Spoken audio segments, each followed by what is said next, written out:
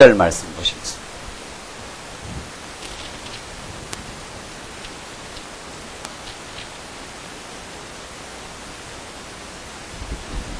하나님 말씀 신약성경 요한계시록 2장 12절 말씀입니다.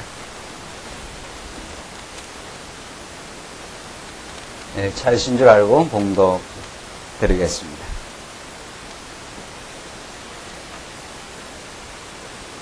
버가모 교회의 사자에게 편지하기를 좌우에 날선 검을 가진 이가 가라사대 내가 어디 사는 것을 내가 아노니 거기는 사단의 위가 있는 데라. 내가 내 이름을 굳게 잡아서 내 충성된 증인 안디바가 너희 가운데 곧 사단의 거하는 곳에서 죽임을 당할 때에도 나를 믿는 믿음을 저버리지 아니하였도다. 그러나 내게 두어 가지 책망할 것이 있나니 거기 내게 발람의 교훈을 지키는 자들이 있도다. 발람이 발락을 가르쳐 이스라엘 앞에 올무를 놓아 우상의 제물을 먹게 하였고 또 행음하게 하였느니라. 이와 같이 내게도 니골라 땅의 교훈을 지키는 자들이 있도다. 그러므로 회개하라. 그리하지 아니하면 내가 내게 속히 임하여 내 입의 검으로 그들과 싸우리라. 귀 있는 자는 성령이 교회들에게 하시는 말씀을 들을지어다. 이기는 그에게는 내가 감추었던 만나를 주고 또 흰돌을 줄 터인데 그 돌 위에 새 이름을 기록한 것이 있나니 받는 자 밖에는 이 이름을 알 사람이 없느니라.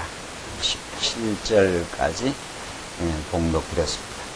오늘 지금 요한계시록 말씀을 통해서 초대교회 7교회에 주신 그 하나님의 교훈과 약속을 통해서 궁극적으로 우리 이 땅에 하나님께서 우리 크리스찬들을 두셨지만 우리에게 반드시 승리의 길로 인도해 가실 전능하신 하나님의 아들 온 우주 만물의 그 주인 되신 그 어린 양 예수 그리스도에 관한 진리를 우리가 지금 요한계시록에서 듣고 있습니다. 요한계시록의 말씀은 장래일 새하늘과 새 땅에 대한 말씀이 있기 때문에 어떤 장래 종말에 관한 어떤 사건을 우리에게 가르쳐 준다. 이렇게 요한계시록이 상당히 왜곡되고 곡해되어 왔습니다. 그러나 요한계시록이야말로 창세기부터 하나님께서 이 우주 만물을 하나님의 그 능력과 작정에 의해서 창조하시고 그 온 우주 만물을 하나님의 능력의 손길로 지배하시되 하나님의 그 자녀 언약 자손들에게 그 언약의 신실한 그 하나님 어떤 경우에도 언약 자손들을 포기하지 아니하시고 끝까지 책임지시고 마침내 그들로 하여금 승리의 길로 인도해 가실 그 하나님의 그 장엄하신 그 역사 프로그램 전체를 한눈에 넣으시고 하나님의 작정대로 지금 승리해 가시는 그런 가운데 언약 백성들을 어둠의 세상 가운데 두시고 그들로 하여금 싸우게 하시고 그들로 하여금 그리스도의 능력만을 의지하게 만들어 가시는 하나님의 놀라운 승리가 이 요한계시록에 나타나 있습니다. 그래서 요한계시록은 오늘 우리가 본문 살피는 대로 이제 7교회에 주신 다양한 교회의 처지와 상황을 따라서 이제 하나님께서 교훈의 말씀을 주시는데 그것은 이 7교회에 주시는 그 편지 글을 잘못 읽으면은 굉장히 부담스럽고 또 우리들의 어떤 행동을 촉구하는 듯한 표현들이 참 많습니다. 사실은 여러 규절에서 그런 것들이 나오는데 너희들 차갑든지 뭐 뜨겁든지 하라. 그렇지 않으면 토해내버린다는 말도 나오고 또 축서록 충성하라. 또 뭐 회개하라. 이런 단편적 표현들이 많이 나오기 때문에 특별히 요한계시록의 7교회에 대한 교훈이 상당히 곡해되고 부담스러운 그 말씀으로 지금까지 많이 해석이 되어 왔습니다. 그러나 이런 7교회에 대한 그 교훈 혹은 이제 약속의 메시지는 언제나 성경 전체 사상 하나님이 어떠하신 분인가를 우리에게 보여주시는 그 계시의 말씀 가운데 한 부분으로 읽어야 합니다. 쉽게 말하면은 아버지가 이미 자녀를 사랑해서 자녀를 낳아놨기 때문에 그 자녀를 향한 그 아버지의 그 능력과 그 아버지의 그 존재하심과 또 아버지의 그 속성은 이미 불변한 겁니다. 자녀가 뭐 잘못한다고 해서 그 아버지와 자녀의 관계가 끊어지는 것도 아니고 자식이 또 효도를 잘 한다고 해서 더 뭐 사랑하는 것도 아닙니다.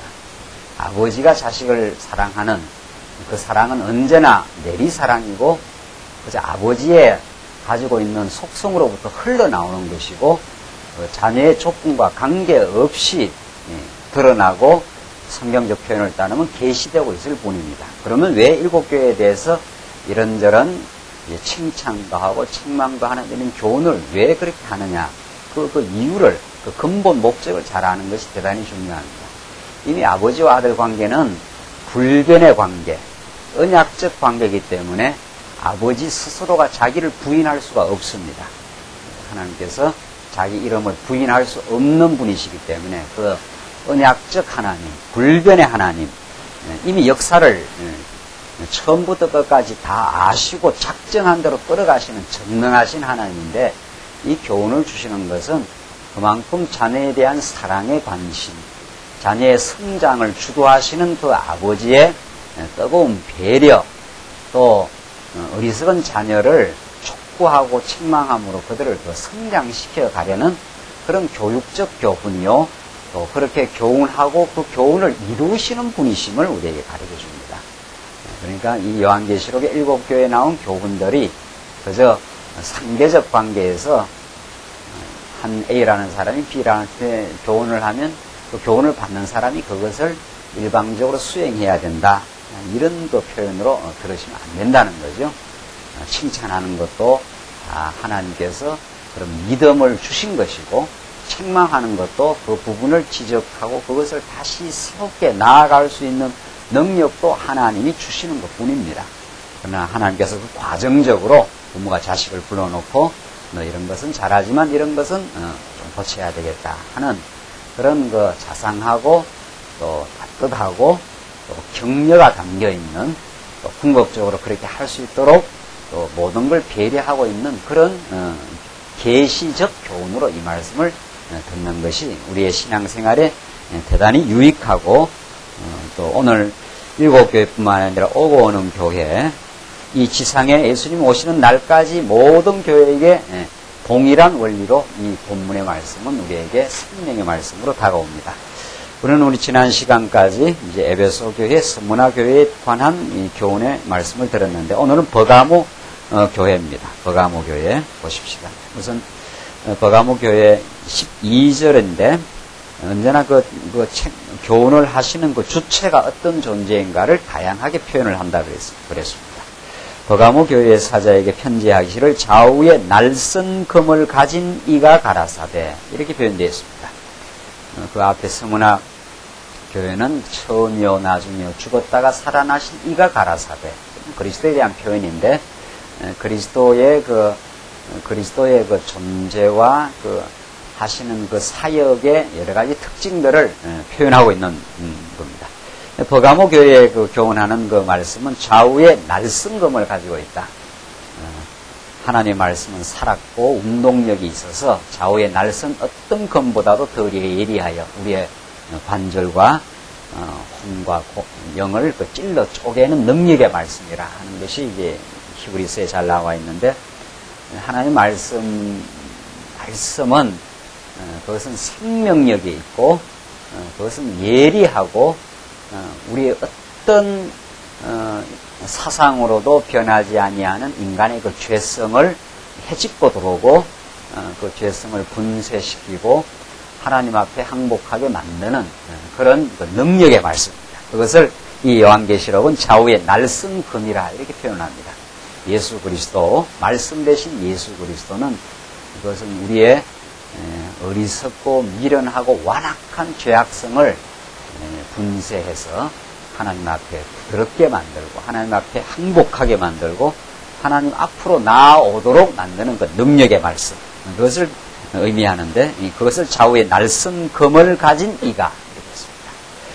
자, 그렇게 이제 그리스도를 표현하고 13절 내가 어디 사는 것을 내가 아노니 거기는 사단의 위가 있는 데라. 자, 이 버가모 교회가 어떤 그 속에 포위되어 있는가 하면은 사단의 위가 있는 그런 그 상황 속에 이 버가모 교회의 그 존립이 그 놓여져 있다 이런 뜻이죠. 그만큼 이 당대는 그 로마 그 제국, 로마 황제를 그 숭배하고 또 제우스 신을 그 경배하고 이런 그 정말 그 짐승 권세, 요한계시록의 마지막에 이제 그 가르치는 하나님을 그 부정하는 세상 권력, 그 짐승 권세입니다. 이른바 그 짐승 권세로 그 표방되는 이런 그 강력한 그 제국 속에 권력 치하 속에 교회가 지금 생존하고 있습니다. 이런 상황에 놓여 있기 때문에 정말 그 당대 교회는 하나님의 말씀이 너무도 필요하고 하나님의 살아 계심을 확증받을 그 이유가 있습니다. 13절 다시 보시면 내가 어디 사는 것을 내가 아노니 거기는 사단의 위가 있는 데라. 내가 내 이름을 굳게 잡아서 내 충성된 정인 안디바가 너희 가운데 그 사단의 거하는 곳에서 죽임을 당할 때에도. 그러니까 예수를 믿는다고 얼마나 그 로마 권세, 로마 세력들이 잡아서 많이 죽이고 정말 그 사자들의 싸움터로 몰아넣고 했지 않습니까? 거기서 찬송을 부르고 죽어갔고 그것이 초대교회 200년 동안 313년 콘스탄틴 대제가 이제 기독교를 공인해 줄 때까지 약 한 200여 년 되지 않습니까?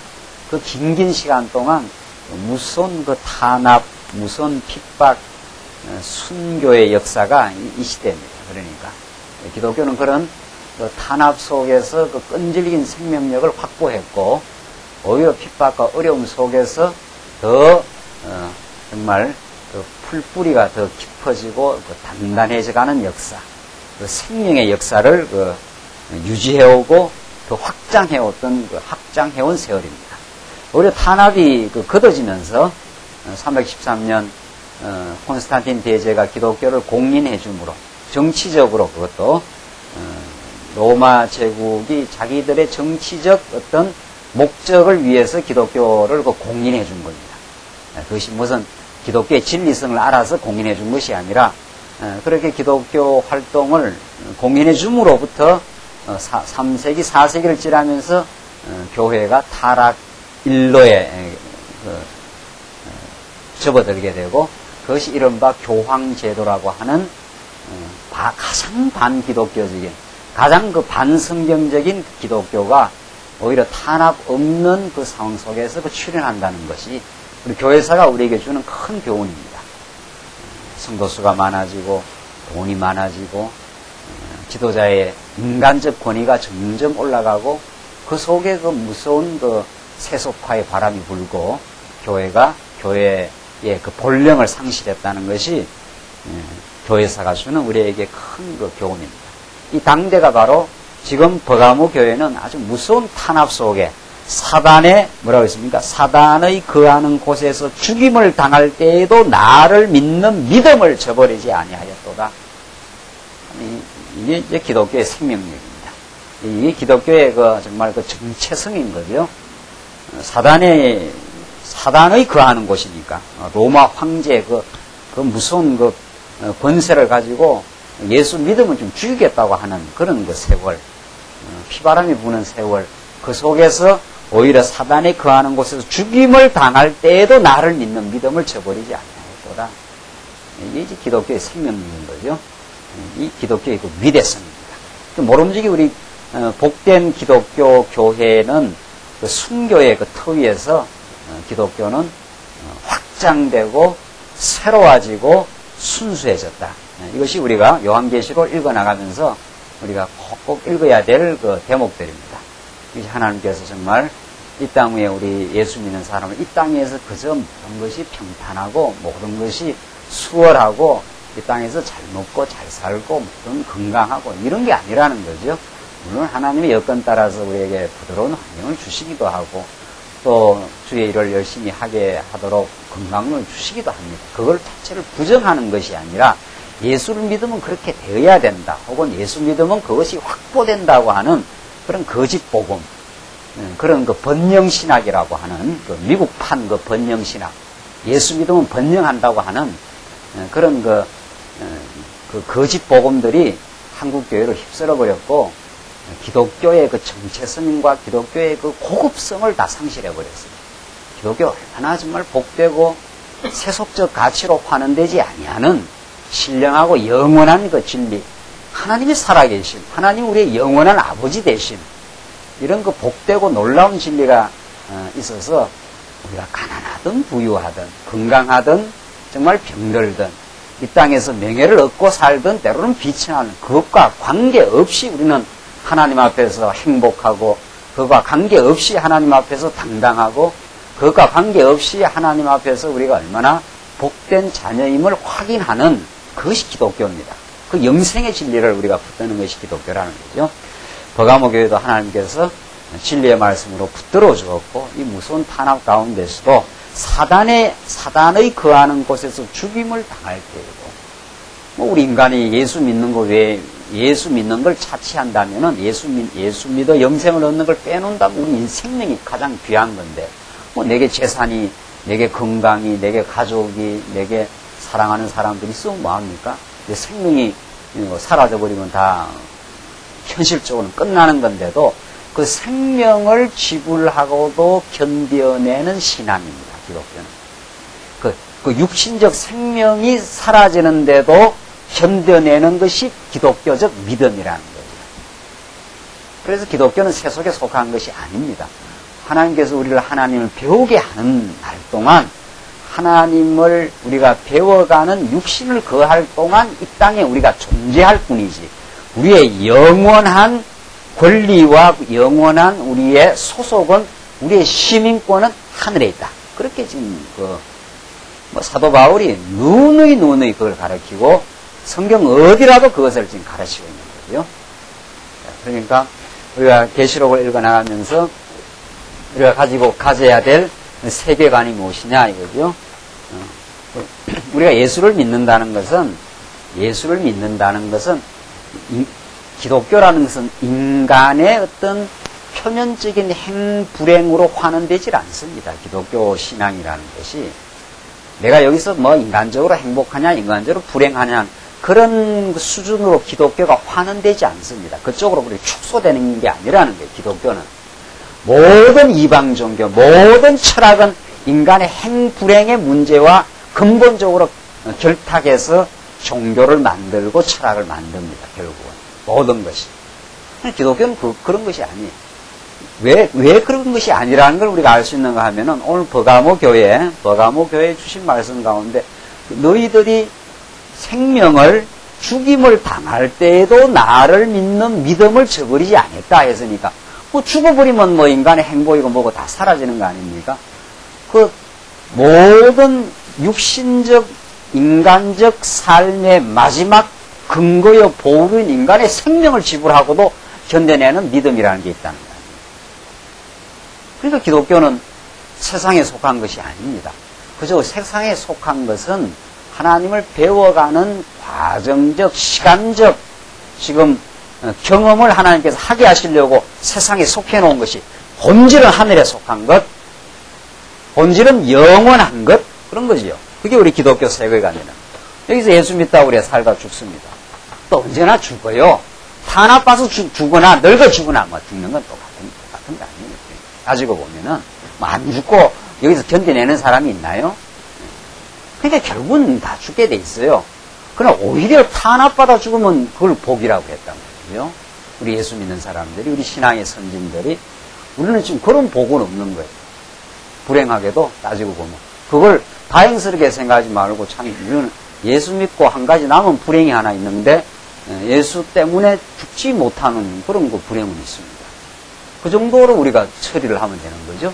우리의 생명 문제를. 그런 겁니다, 사실. 우리 기독교는 여기서 예수를 우리가 믿다가 살다가 죽는 건데 여기에 속한 게 아니라는 거죠. 여기에서. 하나님께서 나는 알파요 오메가라.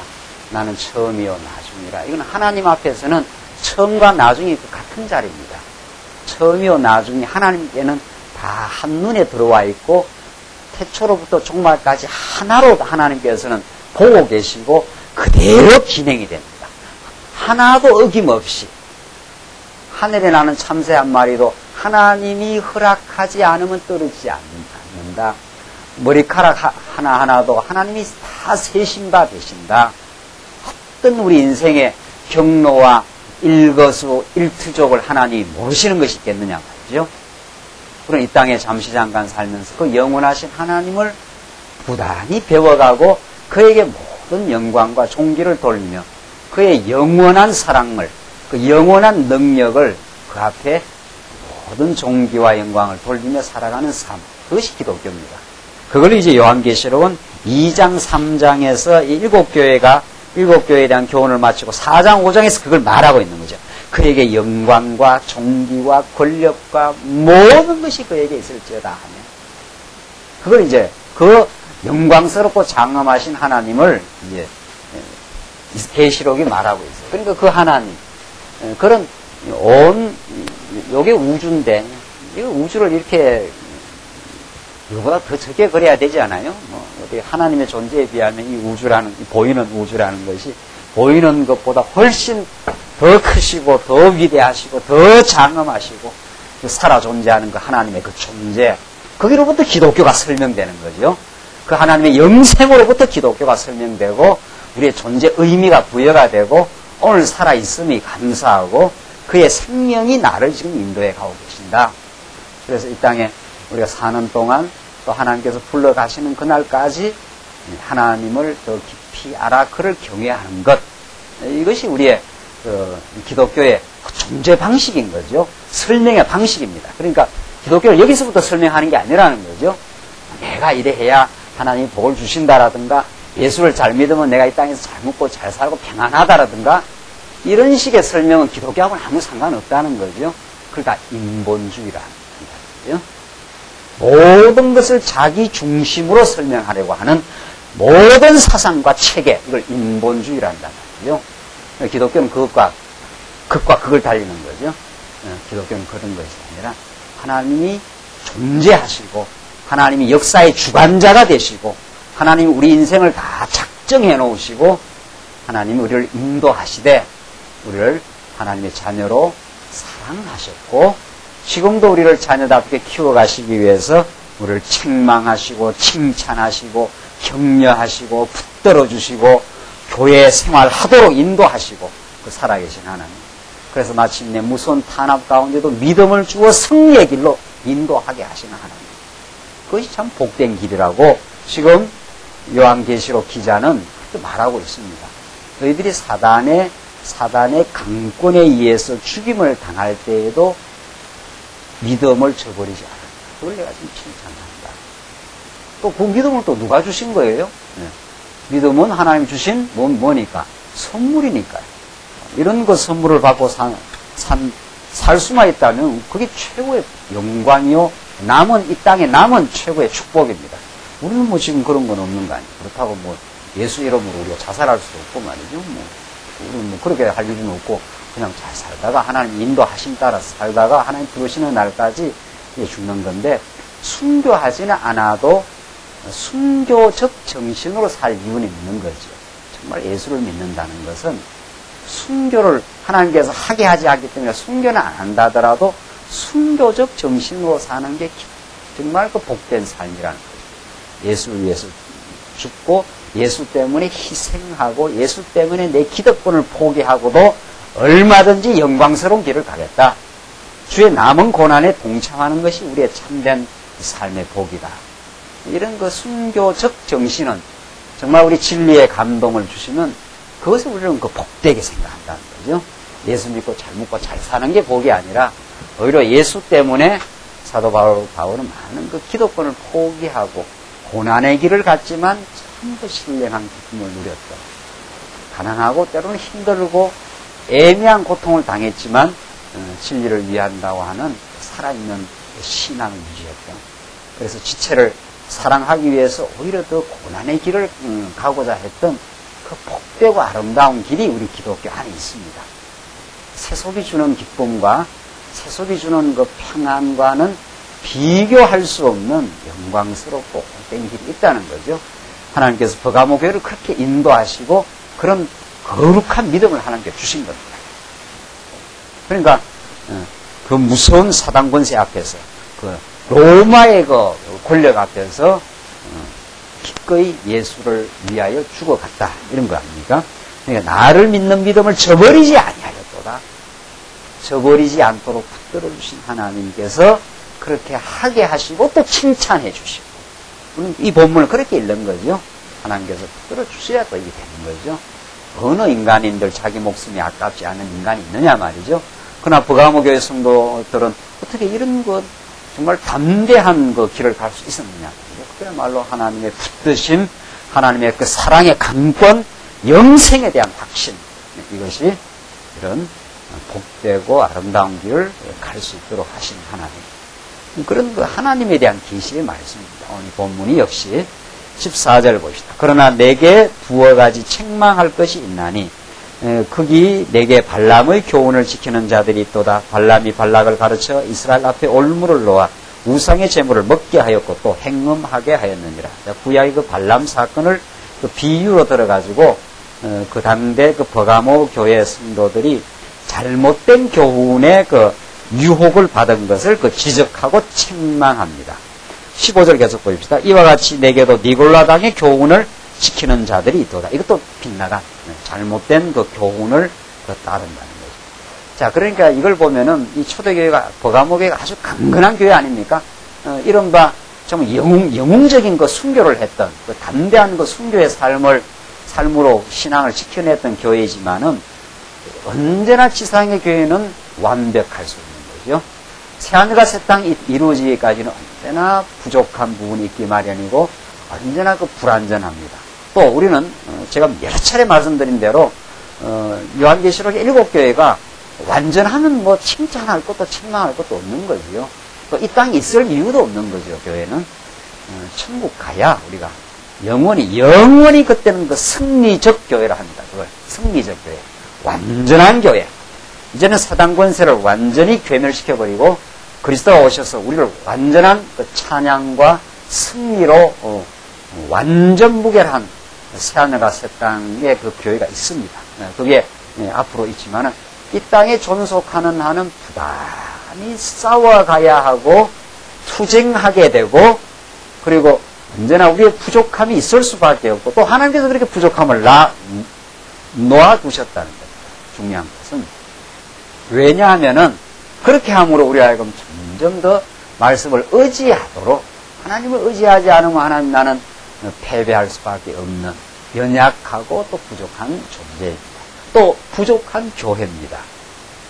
이걸 언제나 하나님 앞에 고백하고 하나님 앞에 나아가고 하나님의 그 도우심을 입으라고 하나님께서 그렇게 이 땅은 완전한 승리를 보장한 게 아니라 승리의 길로 가는 과정에 하나님을 의지하는 법을 배우게 하는 곳이 이 땅이라는 거죠. 이게 광야길입니다. 광야길.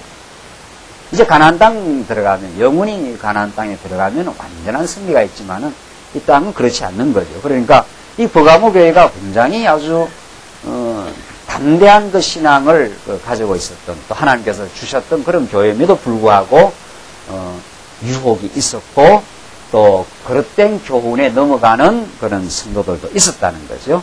그걸 지금 경계해주고 그걸 다시 바른 방향으로 돌이키도록 지금 책망해주는 것입니다. 그러니까 사랑하지 않으면 책망하지 않습니다. 사랑하지 않으면. 또 자기 자식이 아니면 책망할 권리도 없는 겁니다. 나무 자식 불러놓고 매 때리는 그 사람이 있습니까? 그 매를 화끈하게 때리는 건 부모이기 때문에 또 때릴 수도 있고 사랑하기 때문에 때릴 수도 있는 거. 나무 자식 때려보십시오. 당장 요거도 묻지 않아요? 이거 뭔데 내 자식 때리나 하고 당장 그 변호하고 났습니다 말이죠. 그 자기 자식이기 때문에 뜨겁게 사랑하기도 하고 뜨겁게 때리기도 하는 거죠. 그 고난의 아버지가 있습니다. 그 때리는 근거가 미워서 때린다든가 무슨 맞아가지고 다리가 부러져라고 때리는 게 아니라는 거 아닙니까? 사랑하기 때문에 책망도 따끔하게 하는 거죠. 그게 하나님의 우리를 가르치는 교육의 방법이고 또 여러분들 신약 쓰신 후반부에 그 성경들을 보면은 그 책망을 많이 합니다. 지도자들이 그게 다 사랑에 근거를 한 바른 길로 잘못된 가르침을 들으면 그걸 정확하게 가르쳐줘야 되죠. 그 길로 가면 안 됩니다. 그쪽 길로 가면 하나님을 잊어버리게 됩니다. 그것은 올바른 그 길이 아닙니다. 그 길로 가면 하나님보다도 인간을 더 부추기는 길입니다. 다른 그 하나님 중심으로 돌아와야 합니다. 이런 그 과정적 책망은 그 영혼이 다른 길로 가도록 더욱더 하나님을 의지하는 길로 가도록 그것이 또 교회의 그 지도자가 하는 일입니다. 그만큼 하나님의 그 진리에 충만해 있어야 하고 또 그만큼 하나님의 뜻을 더 깊이 깨닫고 사모할 때 바른 또 책망이 나오는 거죠. 그 바른 길로 하나님 중심으로 가도록 지금 그렇게 하고 있습니다.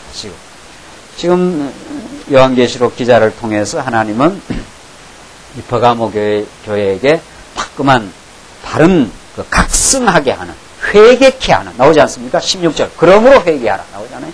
회개라는 것은 근본적인 회개가 있습니다. 근본적인 회개는 우리가 전날에 어두운 소욕에 사로잡힌 사단의 종로를 하는 데서 이제 하나님의 아들의 나라로 하나님께서 우리를 돌이키는 게 근본 회개입니다.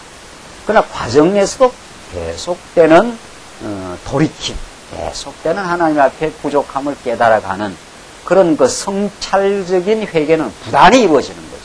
왜냐하면 우리가 아직도 부족한 존재입니다. 부족한 존재. 내가 완전한 존재라면 예수 믿고 회개할 일이 없는 거 아니에요? 그러나 우리가 늘 부족한 존재이기 때문에 지나고 나면 늘 우리의 미숙이 발견되고 우리 지난 이제 한 해 동안을 우리가 지금 돌아보는 우리가 이제 공동회를 앞두고 시기에 왔습니다. 이 시기에 참 그 복되고 아름다운 시기입니다. 그 복되고 아름다운 그 내용이 중요합니다. 뭐가 중요하냐? 우선은 지난 1년을 인도해 오신 하나님에 대한 그 감사가 그것이 우리에게 가장 복된 겁니다. 어떤 어려움도 어떤 형통도 하나님께서 나를 지켜온 하나님의 섭리였다. 어떤 일도 하나님을 나를 나대게 하신 하나님의 복된 섭리였다. 그것을 내가 얼마나 깊이 깨닫고 덜 깨닫느냐는 그건 하나님 주신 믿음의 분량 따라 했지만 어떤 일도 하나님께서 나에게 불필요한 일은 없었다. 하나님의 영광을 보여주셨고 우리의 죄악됨을 깨닫게 하신 하나님의 일이었다. 이걸 우리가 우선 발견하고 또 그 보호하심에 우리 감사합니다. 자, 그런 감사의 토대 위에 모든 건 진행된다는 거죠. 우리 어제도 우리 출애굽기서의 말씀에 배웠지 않습니까? 우리 하나님 앞에 봉사하는 것은 하나님께 일단 그 안식과 마음의 감사가 토대가 됩니다. 우리가 주의 일을 하는 데는 하나님으로부터 충분한 말씀의 깨달음을 통해서 마음에 하늘로부터 주어지는 안식, 수고하고 모든 짐을 예수께 다 내려놓고 예수님이 또 짐을 이미 다 져주셨다는 걸 우리가 깨닫고 우리는 하나님의 자녀가 됐음을 확인하고 또 지금까지도 너무도 하나님께서 보호하셨음을 확인하고 마음의 안식과 평화, 그 감사 이것이 우리에게 1년 우리가 지금 공동회를 앞두고 늘 하나님께 감사하고 또 기도하는 그런 시간들입니다. 그런 그 감사뿐만 아니라 그런 마음의 그 안식과 평화를 얻을 뿐만 아니라 우리는 지난 날을 돌아보면서 우리의 미숙함을 이제 하나님께 고백하고 그들을 인정하고 우리가 새롭게 깨달아야 돼요. 하나님보다도 세상을 의지한 것 많았고 하나님의 능력보다도 내 자신의 능력을 의지하느라고 염려하고 걱정한 세월도 있었고 다른 사람보다도 내 의의를 더 주장하느라고 다른 사람을 정죄한 어리석음도 있습니다. 이게 어리석음, 부족함이 있기 마련입니다. 그 없는 인생이 있겠느냐 말이죠. 개인적인 수준에도 있고 우리 교회적 수준에도 있기 마련입니다. 하나님께서 우리 광야기를 잘 지키시고 많은 이런 굴곡도 있었지만은 하나님께서 그때마다 말씀을 섞게 깨닫게 하시고 우리가 그럼 더욱 말씀 중심으로 나아가게 하신 지난 한 해였다. 우리는 그걸 알고 있지 않습니까? 그러나 이러저러한 부분들은 하나님을 더 의지하기보다는 우리가 사람을 의지하고 내 인생의 자기 의와 자기 자랑을 우리가 부추길 때가 있었거든요. 그래서 갈등을 빚을 때가 있었고 그래서 또 다른 연약한 영혼들에게 마음의 짐을 가져다 줄 때도 있었거든요. 자기 자랑의 도치가 되고 자기 의의 도치가 되어서 다른 사람을 정죄할 때가 있었고 또 경쟁하면서 자기를 뽐내는 어리석음에 빠질 때도 있었고, 그런 것들이 다 있기 마련이에요. 그걸 자꾸 깨달아가는 건 큰 복입니다. 자꾸 깨달아가는. 그게 회개예요. 그걸 깨달으면은 이제 말씀을 또 의지하게 되어 있습니다. 그 깨달으면서 우리는 성장하게 되어 있습니다. 그러니까 우리는 부단히 성장의 과정 중에 있는 성도이기 때문에 그 부단한 새로운 깨달음. 지금 버가모 교회가 하나님께서 지금 회개의 과정을 통해서 하나님이 성장시키겠다는 약속의 메시지입니다. 그러니까 하나님이 성장시키는 교회는 반드시 과정에 뭐가 있기 마련이에요? 성찰적인 자기를 돌아보는, 성찰이라는 건 자기를 자꾸 돌아본다는 거 아니에요. 이제는 하나님의 그 거룩한 말씀에 비추면 자기가 자꾸 드러나게 돼 있어요. 하나님의 말씀은 우리를 위로할 뿐 아니라 우리를 비추어내는 거울이기도 하니까 비추면 내가 내 못난 모습이 드러나고 죄악된 생각이 드러나고 그런 성찰적인 회개를 통해서 성숙합니다. 제가 늘 말씀드리지 않아요. 자기가 늘 그 자리에 있는 사람은 뭐 회개할 게 없는 거예요. 한 단계에서 한 단계로 성장애로 가는 사람이 이 단계를 보게 됩니다. 반드시. 이쪽으로 올라가고 있는 사람이라 이게 미숙한지를 알지, 성장의 역동성이 없는 사람은, 성장으로의 방향이 없는 사람은 늘 자기가 잘나게 보여진답니다. 잘한 것으로 보여진다. 참 이게 아주 역설 중에 역설입니다. 사실은 그게 미숙한 건데, 진짜로.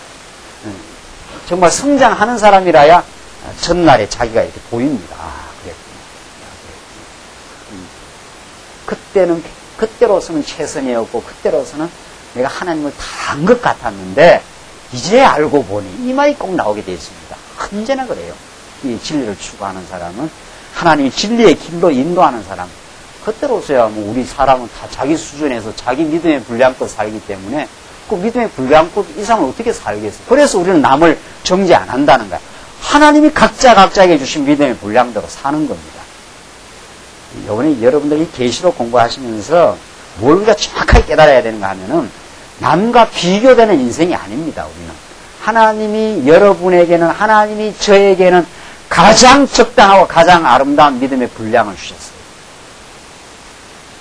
단지 우리 각자가 그것이 더 성장의 애로, 더 나은 성장애로 가는 길이라는 걸 깨달을 뿐입니다. 그렇지 않느냐 말이죠. 왜 당신은 그 모양이나 당신은 이걸 못하느냐. 그게 어디서 나온 판단이냐 말이죠. 그거야말로 악독과 시기에서 나온 판단입니다. 하나님을 모르는 데서. 하나님이 그 영혼 그만큼 키운 겁니다. 그런 수준에서 다 하나님이 귀한 자녀요, 하나님 주신 믿음에 산 거예요. 문제는 그것이 더 성장의 길로 가도록 진정으로 사랑한다면 진정한 책망을 해야 되고요. 진리를 지금 바르게 깨닫게 해줘야 되고, 그래서 정죄하거나 비방하는 것이 아니라 진지한 책망을 통해서 그 영혼이 진리를 깨달을 수 있도록, 그렇게 해서 더 성장의 길로 나아갈 수 있도록, 또 각자가 또 우리는 그렇게 생각하는 사람들로 하나님께서 키우길 바란다는 거죠. 나도 지금 성장의 과정이라는 거죠. 그래서 아직 조금 미성숙한 성도가 만약 있다면은 그걸 일단은 이해를 하고, 하나님께서 저 성도의 최선이었구나, 하나님께서 그 정도로 키워나고, 하나 더 성장의 길 놓여져 있습니다, 우리한테. 그래서 비전을 제시해주고 그 길로 갈 때 당신도 전날의 미숙함을 다룰 수가 있을 겁니다. 격려와 올바른 책망을 통해서 우리는 그 복되고 아름다운 성장의 길로 갈 수 있도록, 이 성장하는 영혼이 더 큰 평화와 더 큰 자유를 얻게 됩니다. 우리는 그것을 이제 점점 경험하고 살게 됩니다. 전날보다도 훨씬 더 평화롭고 훨씬 더 안목이 넓어지고 하나님의 승리를 바라보는 눈이 깊어지고 넓어지고, 우리 지체를 이해하는, 지체의 영혼의 상태를 이해하고 수납하는 그 각도가 더 깊어지고 넓어집니다. 그래서 그럴 수밖에 없어요. 그래서 그럴 수밖에 없었구나 하는 그런 이해의 폭이 넓어진다는 거죠. 전날은 왜 저러는지 모르겠다, 왜 저러는지 모르겠다는 그런 판단에서 그럴 수 있었겠구나. 이제는 더 나은 방향으로 가도록 가이드해주는 그런, 그게 승리의 길입니다. 그게 하나님의 말씀에 그 붙들림 받은 그 승리의 길로 가는 승리. 지금 오늘 버가모 교회를 향해서 지금 기자는 그렇게 말합니다. 그러므로 회개하라. 그리하지 아니하면 내가 내게 속히 임하여 내 입의 금으로 그들과 싸우리라. 그러니까 뭐 회개하지 않으면 너희를 뭐 만신창이 맞는다 이런 뜻이 아니에요. 이런 말들이 회개 안 하면 너를 멸망시켰다 이런 뜻도 아니고, 그래서 부모가 자식한테 책망해서 깨닫게 하는 한 단서로 지금 줄 뿐입니다. 그렇지 아니하면 내가 내게 속히 임하여 내 입의 금으로 그들과 싸우리라. 싸워 주겠다는 거예요. 회개를 못하고 그냥 주저앉아 있으면은 그때는 아버지가 등장해가지고 너 대신 싸워 주겠다는 하나의 격려이기도 합니다. 그러니까 그렇잖아요. 지금 내게 속히 임하여. 예수님은 언제나 오시는 분입니다. 우리 안에 계시고 우리의 연약함을 아시고 찾아오셔서 우리를 언제나 새롭게 회개케 하시는 분. 또 회개마저도 못해서 자꾸 어리석음에 빠져 있으면 대신 싸워주시기도 하시는 분. 그렇게 해서 우리를 하여금 자꾸 각성을 일으키고 더 하나님을 의지하는 쪽으로 나아가도록 기어이 만드시고 마는 분. 그런 그 하나님에 대한 지금 메시지가 이 말씀 속에 들어있는 거죠. 귀 있는 자는 성령이 교회들에게 하시는 말씀을 들을지어다. 이기는 그에게는 내가 감추었던 만나를 주고 또 흰돌을 줄 터인데 그 돌 위에 새 이름을 기록한 것이 있나니 받는 자 밖에는 그 이름을 알 자가 없느니라. 그러니까 이기는 그에게는 이러이러한 흰돌도 주고, 이게 다 승리의 하나의 상징입니다. 또 만나도 주고 흰돌도 주고 거기에다가 그 이름을 다 또 기록도 해주고, 흰돌 위에다 이름을 기록하니까 그 불변하다. 그 이름이 안 변한다. 하나님의 생명록에 기록된 이름. 여러분들 우리 출애굽기 배우는 대로 이스라엘 백성들의 그 흉배에다가 보석에다 이스라엘 백성들 12지파의 그 족장들의 이름을 그 보석에다 어떻게 한다고요? 다 새겨가지고 제사장이 그걸 흉배에 붙여가지고 하나님 존전 앞으로 나아가잖아요. 안 변해요. 변할 리가 없어요. 하나님. 육신의 부모도 자식을 낳아놓으면 그 죽는 날까지 그걸 못 잊어가지고 그래서 걱정하다 죽는데, 우리 하나님 우리를 걱정하시지 않겠느냐 말이죠. 걱정하시고 우리를 책임지시고 우리를 또 새롭게 하시기 위해서, 그래서 우리에게 삶의 환난도 때로는 주시고 삶의 때로는 어려움도 주시는 겁니다. 그 깨닫게 하는 하나의 하나님의 그 교육 장치입니다. 우리가 아무런 어려움 없이 모든 것이 형통하게 진행하면 하나님께로 갈 생각을 잘 안 하니까, 그러나 우리는 자기 의에 도취되는 인간이고 자기 능력이 있다고 착각하는 인간이기 때문에 내가 생각하고 내가 계획하는 것이 브레이크가 걸려야 그때야 이제 하나님께로 우리의 생각이 돌아간다는 거죠. 그것이 우리에게 복이라는 거죠. 그래서 지금 오늘 본문의 말씀은 뭐 회개 안 하면은 뭐 흰돌에 새긴 뭐 이름을 싹 지워버린다 뭐 그런 말은 없잖아요. 이기는 자에게 주겠다는 건데, 이미 여러분과 저는 궁극적으로 원리적으로 말해서 이미 어때요? 예수 안에 있기 때문에 어때요? 이긴 사람이에요. 과정에서 하나님께서 패배를 더러더러 경험시키는 것 뿐입니다. 내 능력으로는 패배한다는 걸 깨닫게 하기 위한 하나님의 교육 장치일 뿐입니다. 그리고는 또 승리의 길로 인도하셔요. 그러니까 오늘 이 본문의 말씀이 내 행위 따라서 내가 이기는 행위를 하면은 이름이 기록되고 내가 이기는 행위를 못하면 흰돌에 이름이 새기지 않는다. 이런 조건부로 우리는 해석 안 한다는 거죠. 성경 전체의 사상이 그렇게 가르치지도 않고 오늘 이 본문도 그렇다는 거죠. 하나님께서 버가모 교회 성도가 마침내 순교적 상황 속에서도 믿음을 버리지 않는 그런 승리가 있었지 않았어요? 이미 버가모 교회. 그렇게 붙들어 주신 하나님, 승리의 길로 가게 하신 하나님께서 다시 한 번 더 그들을 지금 격려하고 있는 겁니다. 여러분과 저에게 주시는 이 말씀입니다. 우리는 예수 안에 이미 승리한 사람입니다.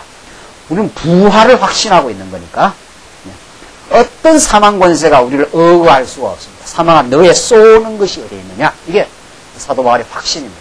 그걸 어느 교회를 향해서 주시는 말씀입니까? 고린도 교회를 주시는 말씀입니다. 고린도전 15장 15장인 고린도 교회는 실제로는 갈등하고 분파가 생기고 지금 어려운 지금 지경에 있지 않습니까? 그러나 바울은 그 지금 갈등하고 분파가 일어났고 지금 그런 어렵고 지금 패배하는 교회입니다. 현실은. 그러나 사도 바울은 그 성도들 하여금 너희 다시 승리의 길로 갈 수 있다. 그리스도가 부활하시지 않았느냐?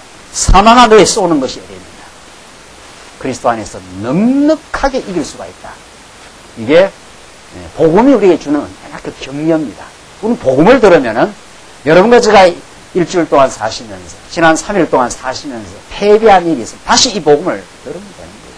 다시 이 복음을 들으면 부활의 주가 우리 앞서서 우리를 이끌어가고 있기 때문에 우리가 사망적 생각을 할 수가 있는 거죠. 그래서 염려도 하고 그렇게 삽니다. 여러분은 내 마음에 들지 않으면 미워도 하고 그런 거지요. 그대로 가지고 하나님께 나오면 되는 거죠. 우리 하나님께 나올 때 멋있게 나오면 하나님이 우리를 받지 않습니다. 멋있게 하나님께 나오면 하나님이 싫어합니다. 찢긴 대로, 패배한 대로, 우리의 어리석은 모습대로, 우리의 죄악성을 가지고 상한 심령대로 하나님 내가 참 힘듭니다. 어렵습니다. 주의 말씀 의지하지 않으니까 내 삶에서 패배가 있었습니다. 그냥 그대로 가지고 나오면 돼요. 하나님 우리 상한 심령을 받으시고 우리를 갱신시키는 분입니다. 위로하시고 우리를 새롭게 하시는 분이 우리 살아계신 하나님. 그 아버지가 살아계시고 그 그리스도가 우리 눈앞에 있어요. 그분 때문에 우리가 셈을 얻지. 세상에서 여러분과 제가 뭔가 성취해서 셈을 얻으려면은 참 셈을 얻기 그렇게 쉽지 않을 겁니다. 또 성취해서 셈을 얻은 그 셈은 언젠가는 또 무너질 것입니다. 성취를 하든 때로는 패배를 하든 우리가 죄악 가운데 때로는 시달리며 우리가 어리석은 생각을 할 때도 이제 하나님 앞에 나올 때는 그것을 그대로 고백하고 회개하는 마음으로 하나님 우리를 너무도 많이 사랑하셨는데 내가 아직도 하나님의 그 깊은 은혜와 사랑을 깨닫고 당신에게 영광을 돌리기보다는 세상을 많이 의지하고 내 자신을 너무도 사랑하며 어리석게 살았습니다. 이렇게 나오면 됩니다. 그 나오는 길을 하나님이 다 열어놓으셨고 그렇게 나올 때마다 우리는 그 새로운 위로를 받게 됩니다. 조금만 더 봅시다. 두아디아 교회입니다. 두아디아 교회. 네 번째 두아디아 교회에 주시는 말씀입니다. 두아디아 교회의 사자에게 편지하기를 그 눈이 불꽃 같고 그 발이 빛난 주석 같은 하나님의 아들이 가라사대. 자, 눈이 불꽃 같으니까 그 심판자적인 그 식별의 눈을 가지고 있습니다. 그 불꽃 같은 하나님 눈앞에 우리가 어떻게 내 패부를 숨길 수 있겠느냐 이 말이죠. 다 숨겨도 하나님 앞에 숨길 수 없다는 거죠. 하나님 다 아셔요. 숨길 것도 없어요. 숨겨지지도 않는다는 거죠. 하나님 내가 이렇습니다. 이렇게 어리석습니다. 그렇게 앞에 나오라는 거죠. 자, 예수님을 그렇게 표현했어요. 눈이 불꽃 같고 그 발이 빛난 주석 같은 하나님의 아들이 가라사대. 발이 빛난 주석 얼마나 튼튼한지 모릅니다. 내가 내 사업과 사랑과 믿음과 섬김과 인내를 아노니. 자, 한번 적어보십시다. 하나님이 우리를 칭찬하는 것이 어떤 건가? 사업과 사랑과 또 뭡니까? 믿음과 또 뭐죠? 섬김과 인내를. 이게 지금 두아디아 교회 또 다른 교회도 거의 마찬가지입니다. 인내, 믿음 뭐 다 그런 것들입니다. 이게 하나님이 그 칭찬하는 내용들입니다. 이것이 뭡니까? 보십시오. 사업, 사랑, 믿음, 섬김, 인내 이게 다 이 어떤 성격입니까? 이런 거예요. 하나님이 칭찬하시는 하나님이 베풀어 주신 믿음의 열매인데 그게 다 어떤 거예요? 이게 전부 다 우리의 신앙 인격 안에 맺히는 것들입니다. 이게 거의 다 그래요. 그 앞에 나오는 우리 버가모 교회도 나를 믿는 믿음을 저버리지 않았다. 그렇지 않았어요? 네. 또 고난을 너희가 두려워하지 않고 너희가 환난에서도 잘 싸웠다. 뭐 그런 것들이 오래 참고 이런 것. 사랑, 믿음, 섬김, 인내 이 전부 다 성령의 열매입니다. 이게 인격적 열매입니다. 우리 안에서 하나님께서 마침내 길러내고야만은 하나님을 소망하고 의지함으로 어려움을 잘 견디는 것. 그게 우리 신앙의 열매라는 거죠. 그 진정한 그 신앙의 그 복된 내용입니다. 그것이. 그리고 정말 성도들을 그 섬기고자 하는, 정말 하나님께 주신 선물이 너무 많기 때문에 내게 정말 하나님의 말씀도 주시고 영생의 기쁨도 주시고 내게 또 아직 여건도 주셨기 때문에 그것을 가지고 하나님께 섬기고자 하는 그런 마음, 이게 다 복된 거 아닙니까? 섬기고자 하는 마음은 그냥 안 나옵니다. 우리 어제 출애기에서 배운 대로 이미 복음을 깨닫고 마음의 안식과 행복을 누리고 있는 사람, 그 사람이 섬길 마음이 있습니다. 자기가 불행하다고 느끼는 사람은, 자기가 탐욕에 사로잡힌 사람은 섬길 마음이 안 생깁니다. 가지고 있는 것도 더 가지고 싶은데 어떻게 이거 섬기겠어요? 섬기려면 거기엔 시간이 들어가고 물질이 들어가고 다 애정이 들어가고 다 관심이 표명이 돼야 그 섬기는데, 자기의 그 탐욕에 사로잡혀서 어떻게 섬기겠느냐. 하늘에 소망이 없이 어떻게 인내가 가능하겠느냐 말이죠. 예수의 그리스도의 십자가 부활의 그 복음을 모르고 어떻게 하나님을 믿고 영생의 우리 소망을 가질 수 있겠느냐는 거죠. 그러니까 우리가 정말 이 땅에 예수 믿고 남은 싸움은 이런 싸움입니다. 얼마나 우리가 더 사랑할 것인가. 아주 복된 싸움이에요. 우리가 혈과 육과 싸우는 게 아닙니다. 우리 예수 믿는 사람. 전보다 얼마나 우리가 더 사랑하며 살 것인가. 더 인내하고 살 것인가. 전에는 나를 좀 섬겨달라고 했던 인생이 우리 지체를 어떻게 하면 더 섬길 것인가. 이런 거룩한 싸움을 싸웁니다. 제가 계속 요한계시록에서 우리는 조잡한 싸움, 그리고 남하고 싸우는 싸움, 이런 싸움을 사는 게 아니라 네가 잘났냐 내가 잘났냐, 그 얼마나 그 치졸하고 조잡한 싸움인지 모릅니다. 그 세속적인 싸움입니다. 세속적인 싸움. 네가 잘났냐 내가 잘났냐 이런 싸움 있지 않아요? 그런 싸움 말고 거룩한 싸움, 그리스도의 표대를 향해서 나아가는 싸움, 더 어떻게 하면 사랑할 것인가 하는 싸움, 얼마나 더 환난 속에서 견뎌내느냐 하는 그런 인격의 싸움. 그게 그 자기하고 싸움입니다. 자기하고 싸움. 그 싸움을 잘 싸우는 사람이 교회를 참으로 섬길 수 있는 사람이죠. 정말 진리를 지켜나가는 사람. 핍박이 오는데도 견뎌내는, 죽임이 오는데도 예수와 그리스도를 믿는 그런 싸움. 이게 세상에서 얻을 수 없는 특권이요 복입니다.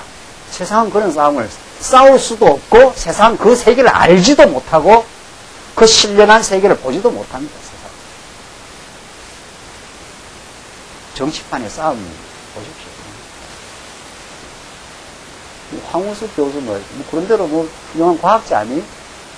그냥 카메라를 갖다 대갖고 사람은 그냥 초중을 만들어 놓고 왜 그런지 아시고 한판 해야 되거든요.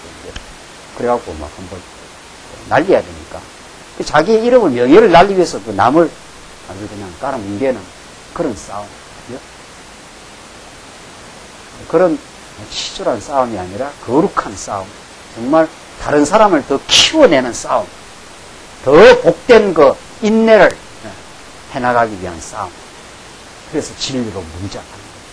그래서 우리가 아름다운 그 체제로 무장하는 겁니다. 우리가 옆에 우리 지체가 든든해야 나도 든든해져요. 내가 든든해야 남을 또 든든하게 만들 수도 있지만, 또 내가 약할 때는 다른 지체가 또 튼튼하면 나를 붙들어주고, 그래서 이 체제 무장이라는 게 잘 싸우기 위한, 이 거룩한 싸움을 싸우기 위한, 진정한 싸움을 싸우기 위한, 그 허탄하고 가짜 싸움에 휘말려 들어가지 말고 말이죠. 오늘 교회 와서도 그런 경우가 많아요. 사실 우리가 복음의 깊이를 모르면 교회 안에서도 자꾸 싸운다니까요. 교회에서 싸울 일이 있냐 말이죠. 근본적으로 말하면은 우리가 미숙한 애가 그럴 수가 있지만은 우리 교회에 나아갈 바는 세속의 목표와 표대와는 너무도 다른 싸움을 좀 싸우고 세상이 알지 못하는 예수 그리스도의 부활의 영광을 바라보면서 지금도 바울이 내가 다 얻었다 함도 아니요, 다 내가 이루었다 함도 아니요, 지금도 그 표대를 향해서 하나님께 감사의 싸움을 전보다 더 훨씬 더 많이 감사하고 더 훨씬 더 주어진 일을 하나님께서 나를 연단시키는 하나님의 환경이요 섭리라고 그렇게 믿어가는 싸움이죠. 저는 그걸 잘 안 믿는단 말이에요. 전에는 내한테 싫으면 다 싫다 그러는 그런 패배를 우리가 했다면 내게 주신 어떤 것들이 하나님이 나를 나되게 하시는 정말 하나님의 복된 승리라고 믿어가는 싸움입니다. 그게 믿음의 싸움입니다. 이 믿음의 싸움을 잘 한 사도 바울이 내가 평생 내가 믿음의 싸움을 내가 달려가고 이제는 관제의 구원바가 다 돼. 이제는 뭐 아낌이 없다는 거죠. 우리 다 죽을 때 그렇게 죽어야 되지 않겠어요? 하나님께서 잘 싸워왔고 하나님 잘 배워왔고 너무도 감사하게 살아왔습니다. 때로는 눈물도 고통도 있었지만 그 모든 것들이 하나님께서 나를 사랑한 승리였습니다. 이 믿음 안에 살게 하니 너무도 감격스럽습니다. 뭐 그렇게 하고 죽는 거죠. 그게 예수 믿는 믿음의 싸움을 싸워가는 바울의 그리고 비진리를 간파하고 말이죠. 비진리가 교회에 들어오지 않도록 말이죠.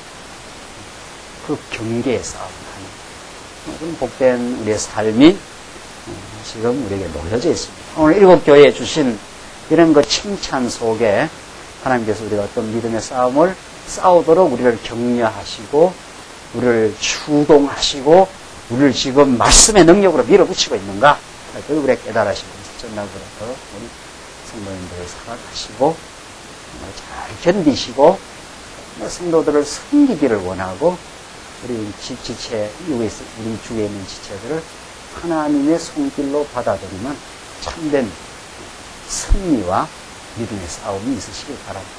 기도하십시오. 우리 자비하신 하나님 아버지 우리에게 베푸신 은혜를 감사합니다. 오늘도 하나님께서 특별한 은혜를 우리에게 베풀어 주셔서 추운 날씨 가운데도 우리의 건강을 지켜주시고 우리 하루의 일과를 잘 마치고 사랑하는 지체들과 함께 이 복된 말씀 하늘의 신령한 말씀 저희들 듣게 하시려고 불러주셔서 오늘 우리를 극진하게 사랑하시는 우리를 언제나 책망하시고 우리를 새롭게 만들어주시는 하나님의 말씀을 예리한 말씀을 저희들 들으며 저희들 우리 지체들과 함께 이 복된 믿음의 싸움을 해나가는 이 길로 가게 하시며 참으로 감사합니다. 이 말씀 우리의 참 생명의 양식이 되게 하셔서 어둠의 세력이 도처에 도사리고 있는 이 광야 길을 가는 동안 저희들 승리의 길로 가게 하시옵소서. 이 말씀 사모하는 영혼들 또 멀리서 이 말씀 깨달아 가기를 참으로 소원하는 영혼들 위에도 언제나 하나님께서 함께 하셔서 말씀의 풍성한 깨달음이 이 거칠고 어려운 세상을 갈 때 참 양식되게 하시고 정말 복된 위로가 있게 하시옵소서. 예수님 이름으로 기도하옵나이다. 아멘.